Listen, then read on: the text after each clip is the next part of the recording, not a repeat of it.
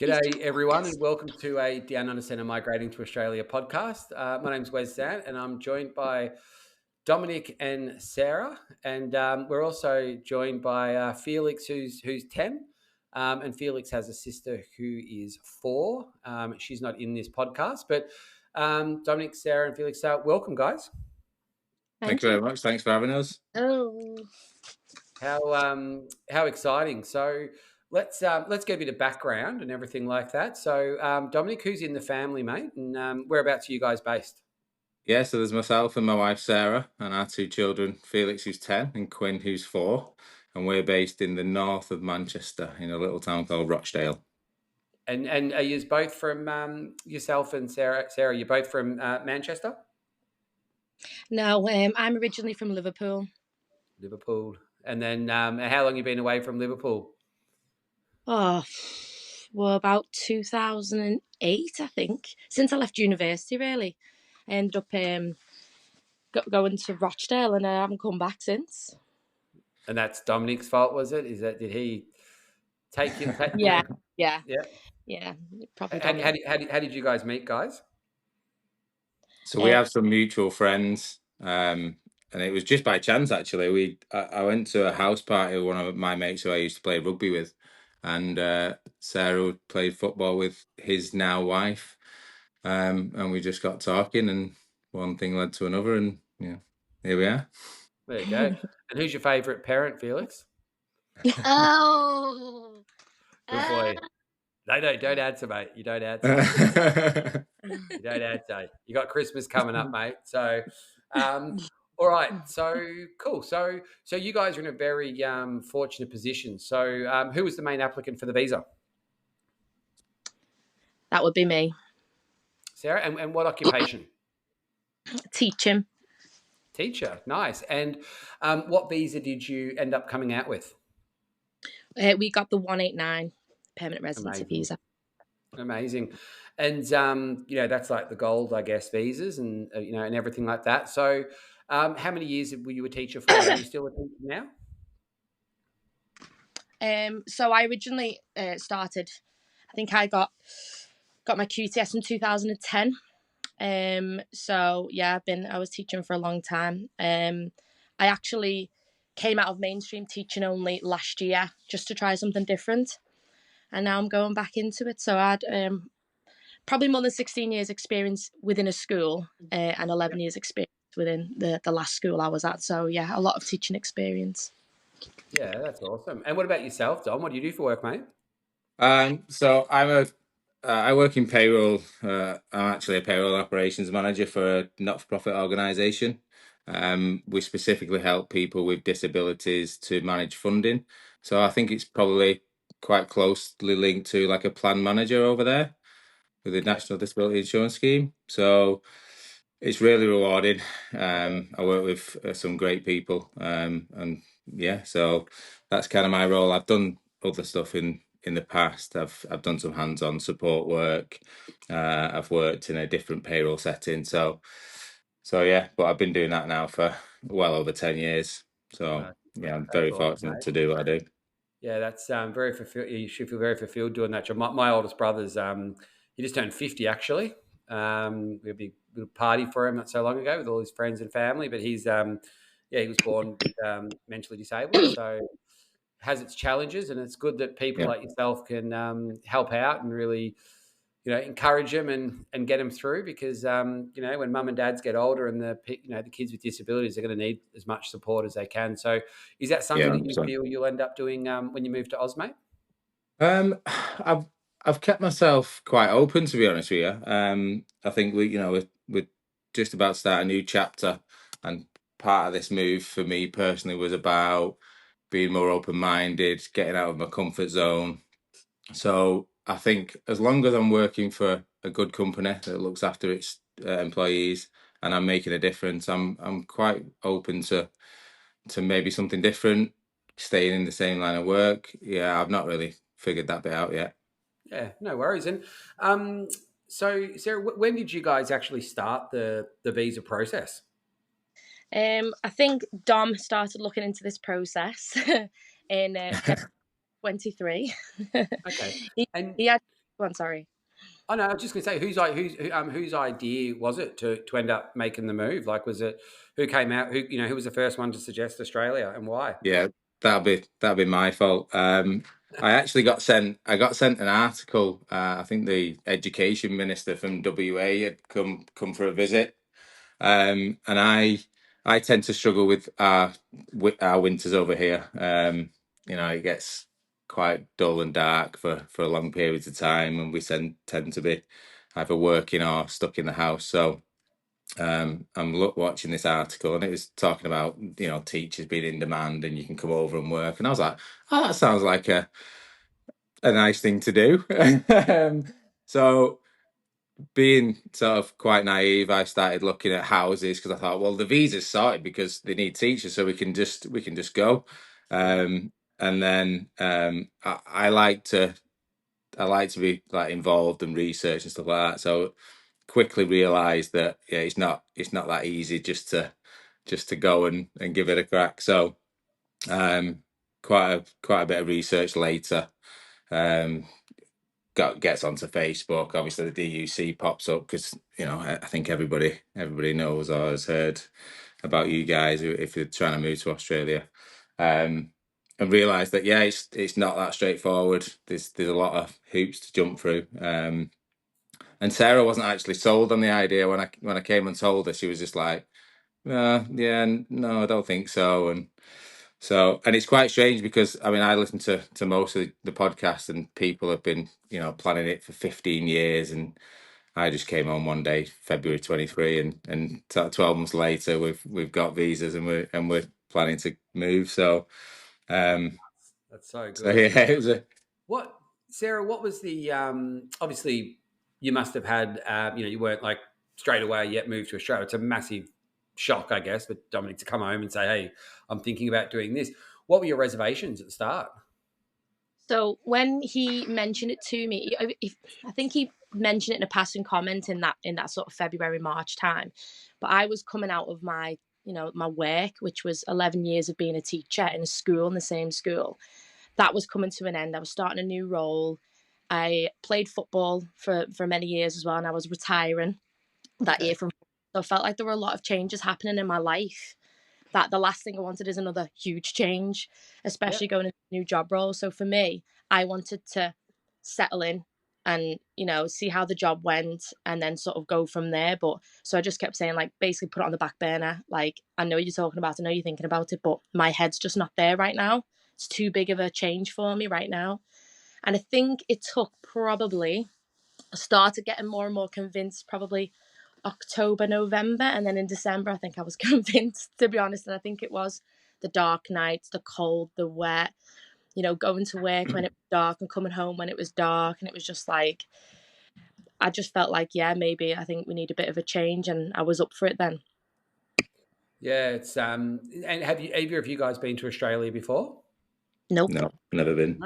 No worries. Well, I'm going to try something. I don't know how good this will be because this is a live podcast, but I'll try and move my camera. I'll see if we can see outside. So there's that's 5 to 8 on a Tuesday evening. Nice. We got the and we're obviously this has been filmed on the 29th of the 10th, 2024, recorded. So it's still pretty bright out there.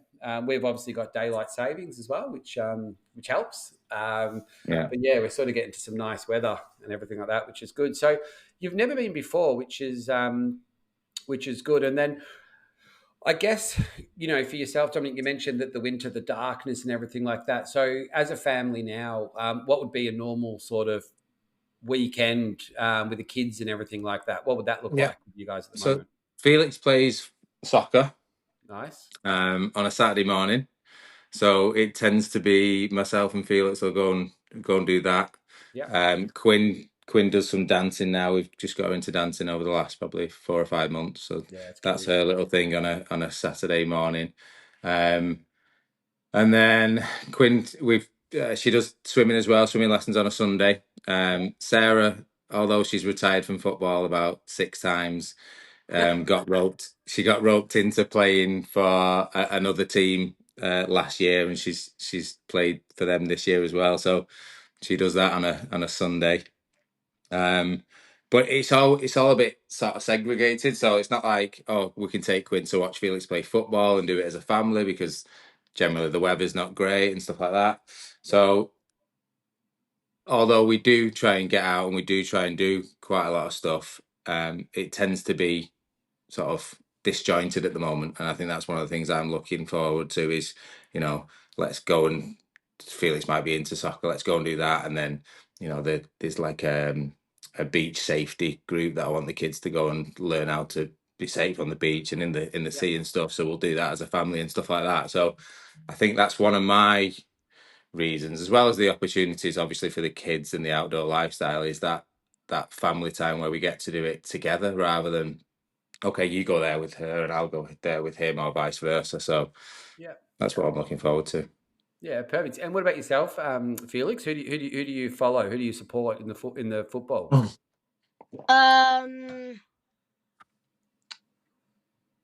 do you support? Who do you support? Oh, Manchester City. Okay, and are they had a good start to the season this year, mate, or not? Yeah. That's pretty good. And who's your favourite player, Felix?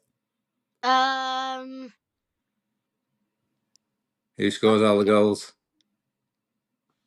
Haaland, probably. Yeah, over in Australia. So my oldest son does. He played a little bit of football tonight, 5-a-side indoors. He's in a fill-in team and he trains on a Wednesday. And they're all wearing that Harlem top here. That's the light blue one, isn't it? I think all the young Aussie kids made a sport in him. I think he's a bit of a star for the younger guys. And when Mum and Dad told you, Felix, that you look at that you're going to move to Australia, and how did you feel? What was your first thoughts? Did you think, oh, Mum and Dad, this is a good idea, or did you think no? What did you feel, mate? Well, I didn't like the idea. I was really like upset, and like, cause Why are you like upset? because like for 10 years I've been living in this country, and like I just felt like I was a bit too young to be moving. Yeah. Okay. For possibly the rest of my life. So. Yeah. Well, that's the thing. You're 10 and you're born on the best day of the month and the best year of the month. We established that earlier, mate. You got a great birthday. You're very mature for a 10-year-old. And what are you are you anxious about anything in Australia? Like, are you worried about maybe making friends, or are you thinking that you're going to miss out on things that you were doing in the UK? Do you have any feelings on that? Well, I'm worried about like trying to make new friends, because like it's basically just like when you start like restarting the whole like you like the other I don't know how to Can't say find it. his words. He has been doing some research though, haven't you? Yeah. He has been doing his research about Australia. And what's the main thing you've been researching? Sweets and chocolates over there? No. I think you have. I haven't. Mate, I'll tell you, you got to stumble across the cherry ripes, mate. Don't worry about that. They're the Tim Tams. But so what grade are you in at school, Felix? 5.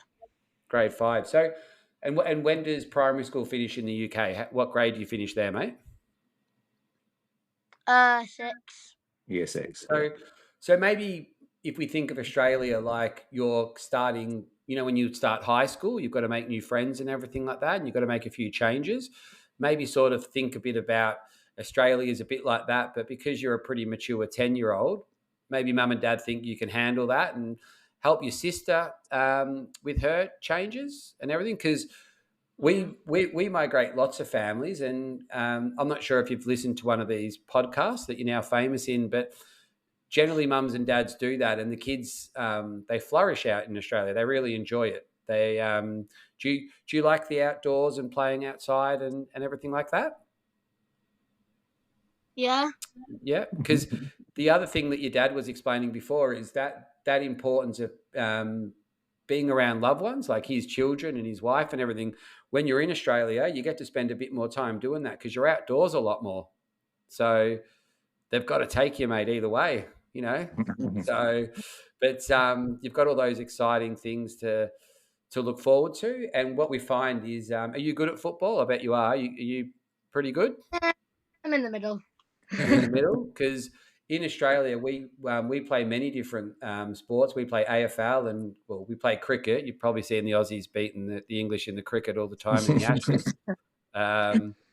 So you can pick that up, mate. But yeah, you got lots of lots of opportunities and playing the sport. And I'll try to assure you on one thing: if you're polite and nice to kids over here, then Australia's really good. Like my kids moved over when they were a bit younger than you, and now they play in the street with all their mates and they ride their bikes to their friends' houses and all that after school. And there's so many. If your dad was whinging before about taking you to some sports, mate, wait till you start doing footy and cricket and swimming and get down at the beach and all that. You become like me and become a full-time Uber.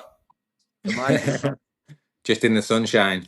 Just in the sunshine. I tell you what was good though. We've got my daughter Jazz. She's 2 in New Year's Eve, and I've got one of those seats now. So I'm on the back of my bike. Oh my God, it's the best, mate. Just on a Sunday, we just cruise. We live pretty close to the beach. There's a bike track that runs along it. It's just so good. Just swing past, grab an ice cream from the shop. It's a little afternoon. One of our my oldest boy Jet's got a basket on his bike now, and he's a bit like, oh, it might be a bit girly. He chose it, and then all of a sudden he's like, nah, it's great because now he can put his footy boots there, his football, his soccer ball. Now it's his carry-on thing. Yeah, it's good. But I reckon, Felix, you're going to be a star. And if you've ever got any questions, there's a little website called the Relocation Hub. And if you ever want to put some questions on there, I'm sure some other families, because you're definitely not the first 10-year-old to move to Australia, and you won't be the last. And in Australia, we've got lots of it's very exciting. There's lots of things. It's different. But as you get older, you realise that sometimes change may not feel like it's the right thing at that time.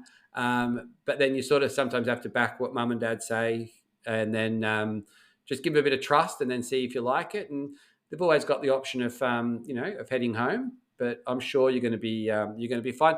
Felix, do you have any questions or anything for me, mate? If you don't, that's fine. If you do, if you've got questions, you don't be shy. If you haven't got any now, then you can, if you think of any questions, I'll carry on talking to mum and dad, and then you can come back and ask them. How does that sound? Yeah, but I don't really have any. That's awesome, man. You're a little star. Well, mate, next time it's your birthday, it'll be my birthday. It's only a few years apart. So I'll be thinking of you. You think of me. And, let's ask mum and dad. So when are you actually looking to arrive, guys? So we fly out on the 25th of November. We actually land 4 weeks today. 4 weeks today we'll be there. That's unbelievable, isn't it? And whereabouts you landing?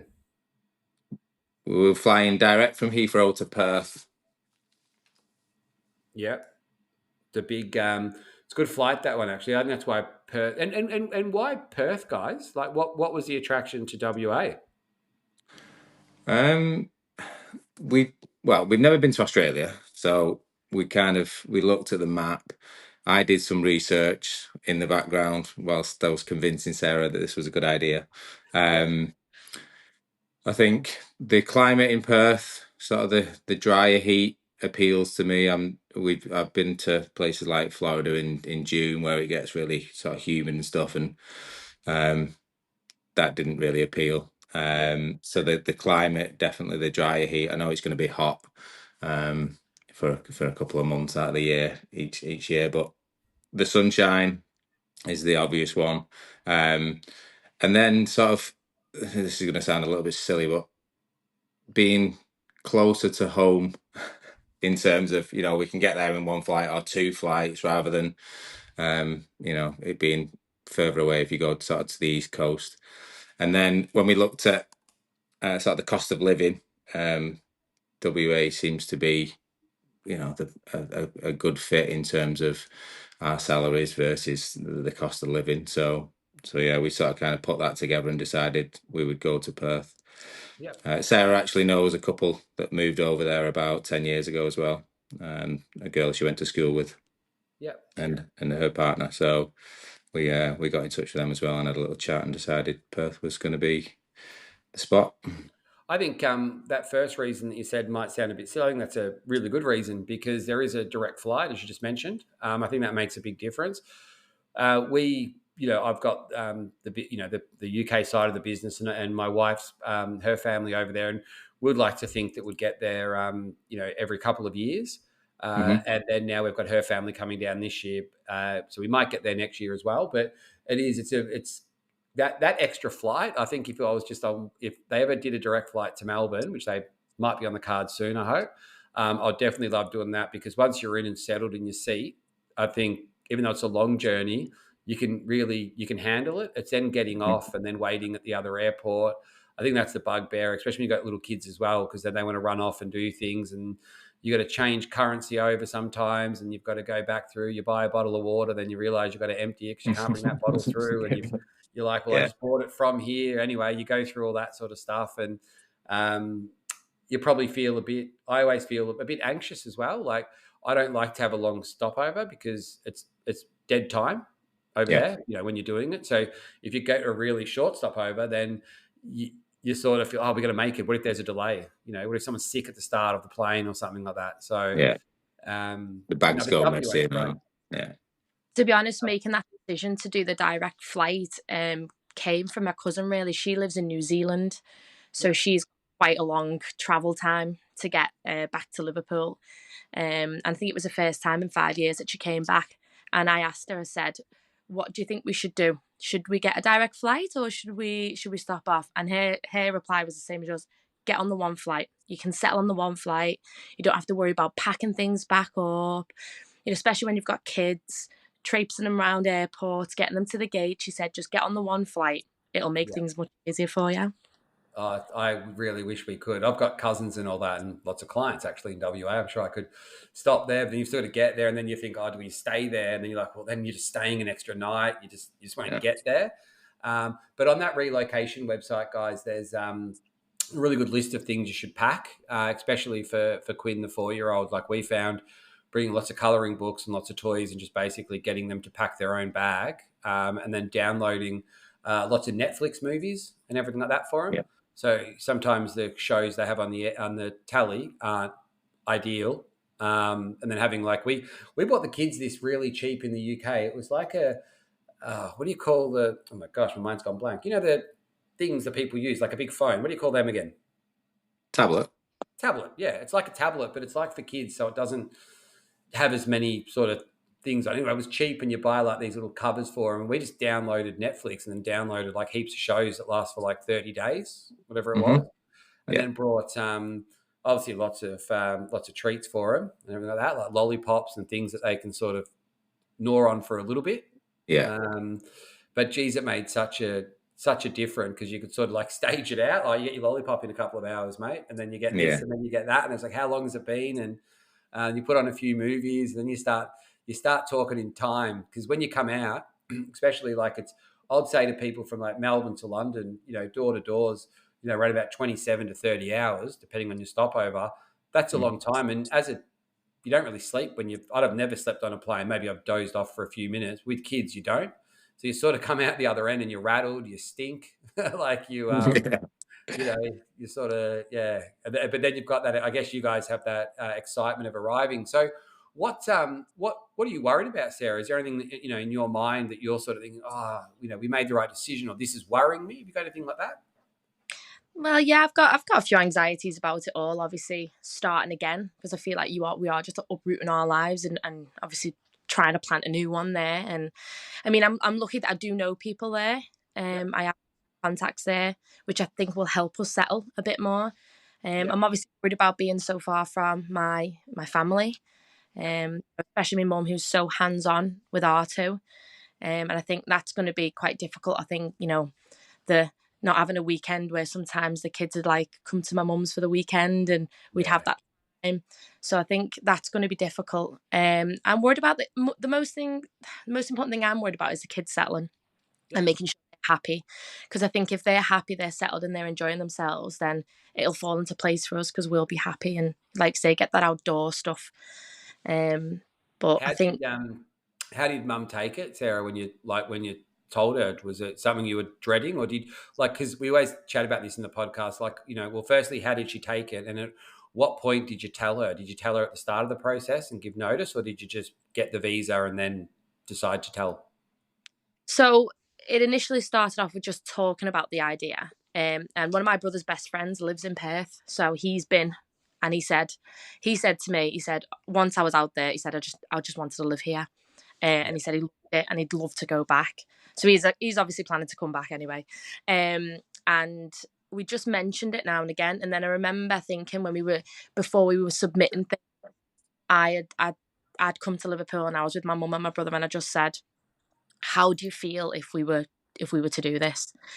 Because I know my mum's really, really, she's really close family, really, really close to the kids. And the last thing I wanted to do was almost like take the grandchildren away from her. Yeah. And she just said to me, I want you to give them the best life. I want you to them, and I want you to give them the best life. So that for me was almost like the blessing that I needed. Yeah. But she'd also said to me that, my mum and dad had an opportunity to go to Australia when I was young. I was a bit older than Felix at the time. And she said we didn't end up going, but she regretted not going. Wow. So she doesn't want me to sort of sit back and go, no, I can't go because of this, this and this. Yeah. Like, I think you should go, and I think you should go and give the kids that lifestyle. Yeah, what a positive mum you have. And for yourself, Dominic, what was with your parents and everything? Was it similar to yeah, so we pretty much told people as soon as we started thinking about it, really, which was quite good because it's all come around pretty quick. So we didn't have too much time to wait. I know I've listened to some of the other podcasts where people are doing it through COVID and stuff, and it's took years and years. So we've been really fortunate in the time scales. But we spoke to. I've got 3 brothers. I've got a twin brother and 2 older brothers. Is he identical? No, he doesn't look like me. No, I got all the looks. So we started talking about it when we were thinking about it, really, before it was, a definite thing that we were going to do. So I think they've had a little bit of time to sort of get their heads around it. But I mean, everyone's been really supportive. I've got to say massive thank you to Sarah and her mum, really, because I think until Sarah had that conversation with her mum and sort of got her mum's support, she wasn't decided sort of either way. And this was, kind of we had the invite, and Sarah still wasn't sort of 100%. And Sarah's mum was just like, no, you've got to go and give it a crack. So I think without that, Sarah would really have struggled. What an awesome thing to say, mate. I love that about people when they can be so grateful. There's 2 things I like about people, mate, when they're inclusive. I think that's really important for people to have. And I know that lots of DUC people are, and we'll come to Gemma in a little bit, who helped you find your house, because she's definitely inclusive. We have got a massive DUC family over here, mate. They're always having meetups in WA, like always. Yeah. Like they're always doing it. But that's yeah, it's so good because we do these. The only reason why we do these podcasts, we don't promote things. We just do them so people can get an idea of the actually emotional side of it. Because it's like, would you guys say that, you got, like, everyone's different with, how they live their life and everything, but would this be one of the biggest things that you guys have ever done as a family, or, individually make this move to Australia? It would be up there? Yeah, 100%. Definitely. Could you compare it to anything else? It's a bit of an odd question, but could you compare it to any other life sort of things? I mean, Dominic's never really moved away from his hometown at all. So I think for him, it's probably going to be a bit more of a drastic change. Whereas obviously I've moved when I was 18, 19, I moved to university, which wasn't that far, but I still lived out. And then obviously when I came back, I never really settled back in Liverpool.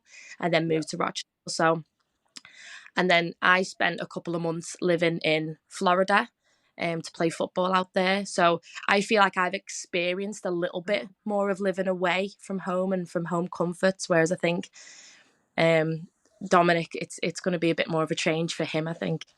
Yeah. And then, so Dominic, I asked Sarah what she probably feels a bit nervous about, I guess. What about yourself, mate? Were you in line with what Sarah's up against, or are you different? Yeah, I mean, I think obviously the kids settling is the main one. I mean, Quinn's so outgoing, it's ridiculous. She could literally walk into a room and make friends within about 3 seconds. Felix is a little bit more reserved, but he's really well liked both in school and at football. So I don't really have any concerns that we'll make sure they get into the clubs and the schools and stuff like that, and I think they'll settle. I think for me, it's more just because it was my idea and I was kind of the catalyst and really push things forward. It's just making it work. I feel like there's a bit of pressure for that. It was kind of my idea, so yeah, I need to make it work for everybody. Just with that, don't try not to put yourself under too much pressure. Like, yeah, it's your idea and everything like that, and you guys have made the move, and there's obviously costs in that involved, but it takes a while to settle. So I wouldn't go into it and rush it. And what you said about the schooling, getting the kids in school, but the kids in playing sport and clubs and everything. When we move, like my wife's best friends are all the mums of all the sports, the kids' parents we play sports with. Like, it's unbelievable. Like, even on the weekend, we had lit up the pizza oven and we had our mates were just like the I don't know, our children's friends' parents. And it's amazing how I guess I use that word again, like how inclusive they all are as well. Like, lots of people appreciate that. I know, well, we were taken in, and again with the sports side of it, there's just so many things, and the clubs have so many functions going on, and you'll be surprised. Do you reckon you'll come out of retirement, Sarah, and start playing a bit of football, a bit of soccer in Oz, or I'm saying, because every time I say I'm retired, I end up putting my boots back on, and I'm not throwing my boots away yet. So there's actually, we've got a little group going, and some of the men in it were saying, "Oh, we want a five-a-side kickabout football teams. Anyone interested?" And I was like, "Yeah, I'm interested." So hopefully when we get over there, I will get involved in something. I have to do something, and sport was always my sort of stress release. So I feel like, and I've tried running, and I'm not a great runner, to be honest. So it's always been sport, and I have played cricket over here as well. Okay. I was part of my local cricket team, so I'm looking forward to trying to get into some sport when I'm over there. You guys are going to fit in so well. I'm so glad I met you guys, actually. But you guys will fit in. Just like it won't even be an issue now. Have you guys thought about schools and everything like that for I guess you to teach in, like, the kids to go to and everything? Yeah, so being super organised, as soon as we got the call from Gemma on Friday last week to say we'd secured the house, I was straight onto the internet looking at the local primary school. So I actually got in touch with them on Friday, and they've sent me the forms through to apply for the kids to go to the school. So there's actually the documents I need to send are just behind the screen here. I'm going to scan them in later and fill the application in. So Dominic's in grade 5. I asked him before, and Felix, you guys are arriving in November. So when do you enroll the kids? Do you start them off at the following year in 2025? Is that the plan? Yes. So the inquiries for them to start 2025. I think it's just the very beginning of February the school starts. I have said to school if we could get Felix in for a couple of days before school finishes, just so he can see the building and sort of his classmates and stuff, then that would be useful. So I'm just waiting for them to come back to me on that. Yep, they'll make that happen, mate. They'll do that. And then, so he's in grade 5 now. Does he go to? Is you starting him in grade 6, or is he going to start in grade 5? He'll start in grade 5.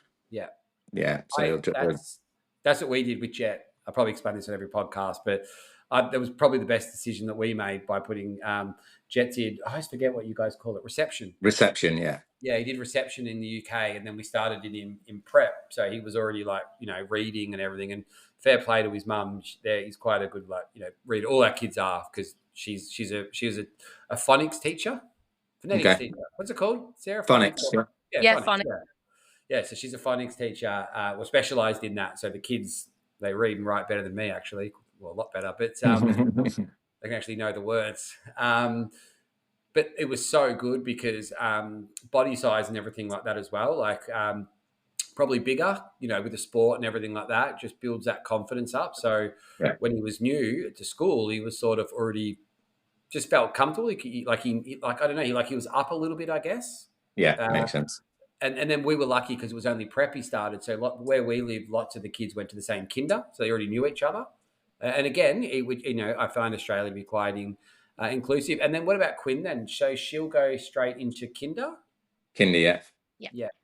Awesome. That's great time for her then as well, just to get straight into kinder, because then she'll have all her kinder mates that will end up pretty much at the same primary school or close to. Yeah. I think that was one of the reasons for the the sort of the why now question. We looked at when I looked into the sort of the points. I'm 39, Sarah's just turned 38, so in a couple of years we'd lose some points on Sarah's age, but also the kids' ages. I was quite keen to try this and get over there before Felix got into secondary school. I just felt, a couple of years in primary, he'll be able to get his mates established before going into a secondary setting. So it's kind of worked out pretty perfect so far. My very first friend in high school was a boy called Mark Tucker, still a mates with him now, and he's from the UK, and he started school in year 7, and because he's a T and I'm a Z, we sat next to each other in the class. Okay. That's how they did it. And I remember when he first spoke, I'd never really met an English kid before, and I was like, whoa, what'd you say, mate? And he would say things. Obviously, I mocked him a little bit at the start, I guess, and then I was just intrigued, and then, but geez, he was a good, he was pretty clever, but he was so good at soccer or football. He was just, and hockey. I remember him playing hockey. Anyway, he was just good. So he did that. All right. So you found the house. So how did you find the services and all that with the rental side, dealing with Gemma? Gemma's been brilliant. Really, really good at communication. Send us stuff over if you see anything. Let me have a look at it. And she was pretty much on it. She spoke to the agent, got a viewing, and it was wow, okay. It was a really quick process. And I think obviously when people kept asking us, have you got a house sorted? And we were like, not yet. And they're like, but you're going in 6 weeks. I'm like, yeah, it's fine. We'll sort it. We need it closer to the time. So I think when this was our first round of almost, viewings and stuff, and it was all pretty much, touch wood, plain sailing, wasn't it? Quite smooth sailing at this point. Yeah, that's so cool. And what made you guys decide to go with someone to help you find a rental? So we learned pretty quickly that somebody has to go to the home inspections before you can put an application in. So that was sort of obviously difficult. We couldn't do that ourselves. And asking people that we know, we didn't feel like we wanted to put anyone under sort of any kind of pressure to help us out, really. I've been following the DUC and the webinars and all the things you guys do. So it just felt natural to say, well, let's get in touch with the relocation side. We had a call with Gemma, and she was great on the call.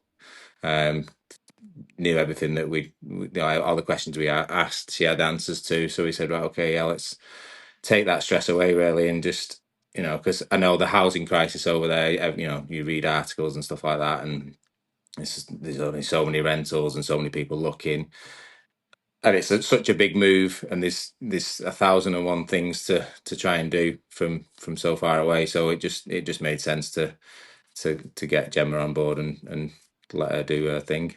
It was important for her to know the application process and what we needed, and someone who has that experience to take that pressure and stress off of us as well. Yeah. I think you get your money's worth, because you sort of, it's way cheaper actually doing that, and you can settle with the kids, focus on that. Are you guys bringing your own furniture over, or are you moving into a fully furnished place, or where are you at with all that stuff? Yeah, so we sent a shipping container. I smile because we sent the shipping container. We thought with plenty of time, and it looks like it's probably not going to get there until about 2 weeks after us. So we're cutting it close to having it before Christmas. Yeah. So we may be in an empty rental property for a little bit. Yeah. So, and that's like bedding and like, you know, like linen and that, but like your beds and couches and all that, or is it because you got the container? Yeah, so we brought our sofa, our bed. The kids' beds, we're just going to replace them when we get there. So that'll be okay. Um, and then just like the kitchen stuff and some of our clothes that we don't need straight away, they went. So yeah, kids' bikes, things like that. Yeah. So That we there's wanted to take. is everything my mum's given us that she's got spares of. Yeah. So, you know, like even cutlery and stuff like that, we've had to borrow cutlery and stuff because I've shipped everything over. Yeah. How long ago did you ship it? We shipped at the beginning of September. Oh yeah, yeah. So it is like that borrowed camping gear that you used to have. Like Yeah, it's such a weird one because sometimes we think, oh, you know, we'll buy like it's one of those things. There's no right or wrong. Like sometimes people hmm get everything over here and then think, oh, you know, I may as well just buy everything here, yeah, and then others are like, no, I'll ship it over because you get the value, I guess, for money, and you know what yeah. you're dealing with, and it's something that you don't have to go out and buy straight away. You sort of can focus on the kids. It's very different. So, guys, any advice you'd like to offer anyone who's thinking about the process, maybe waiting, any tips or anything like that you'd like to throw in? Because you guys have done a really successful job to get to where you are now. For me, it's asking the questions, making sure you've got people you can ask those questions to, because we have asked so many people lots of different questions, even about things like flights, you know, shipping, about what to ship. And when you were talking about what things you're taking over, are you better buying when you get here? I think being involved in those like groups and communities and stuff and asking the questions, because you get lots of responses, and it Yeah, obviously helps make an informed decision based on lots of different responses as well, which has been well said. really. Yeah, well said. I like Yeah. that. Sometimes people just think, oh, they'll just listen to that and that's what you do. But you got to take it all in, don't you? You got to like weigh it up and then get a feeling of that. Is that going to work? Work for that family? Is it going to work for my family? Yeah, Yeah, I think that's it. I think, you know, ask the questions and then how does that look for you guys specifically? So, you know, everybody does their own journey. It'll look different for everybody. But definitely lean into the groups on social media, like you say, about the emotional side of it, you know, just being able to speak to people that have either in the process or that have done it, that can sort of give you their views on things. I mean, for us, like I say, we were really fortunate. It's all really happened quite quickly in comparison to others. But try and, you know, the process is the process, and there's yeah, not really a massive amount that you can do to speed up. You can be organised, you can have your documents and all that kind of stuff. And I think I see it quite a lot. People sort of go, right, we're at this stage. How long did it take for other people? And everybody's is going to be so different. You know, we got really fortunate that the 189 round landed 9 days after we'd put the EOI in, and that's just pure luck. There's no, you know, if it hadn't have landed then we could have still been waiting. So, yeah. you know, just try and control the things that you can control, you know, plan for stuff like the emptying of the house. I've been looking at trying to get rid of stuff over a period of time. There's so many decisions and things that you have to think about. So just try and take your time with it Were and just you chip it off a little bit by little. are you guys renting or are you guys selling? So we're renting our house. Yeah, Oh, so you own a house in the UK and then you're going to rent it out. correct. Yeah. Okay, and I then think what was? if it was up to Dominic, he'd have probably sold, but I wasn't. I didn't want to go chip committed completely yet. I Okay, still need. I felt like once we're over there, because obviously we've never been to Australia before, yeah, so once we're over there, we'll know. yeah, Is my process. We'll know when we're over there, and also the idea of selling a house here and then buying a house there when I've not even been to it, yeah, or been in the area or know the area. And I think that's why I wanted to rent, because I want to get to know the different communities, the different suburbs, and know exactly from that experience, do we know where we want to sort of land? That's all. Yeah. Very, very well measured approach. That I like that. I think it's one of those things. There's no right or wrong. Some people use it for the the equity, like selling, and then you get here, and then you got like cash and that behind you takes the pressure off, and then others are like, no, I'm going to do what you did. So that's fantastic. Guys, I just want to thank you both for being for making the time for this podcast to happen. Dominic, when you emailed, you were like, the input that you guys would have in the story, and I think the listeners are really going to value this. And massive shout out to Felix for joining us. He's our second child in a row that we've had the pleasure of interviewing. I think it's a good perspective to get. So from us and the rest of the Down Under team and the listeners, we wish you all the best for your journey to Australia. I'm sure you guys are going to absolutely smash it. If you get stuck or anything like that, you've got our details and everything, and Gemma will take good care of you. And thank you so much again for making the time to the listeners to get to hear your story. No, thank you. Thanks, Wes. Thanks to all the people at DUC as well. Like I say, all the advice, the webinars, and just the community that you guys have built as well, I think is really important. So thank you very much. No, our pleasure, mate. Guys, tune into the next episode. Thanks a lot, guys. Catch you later.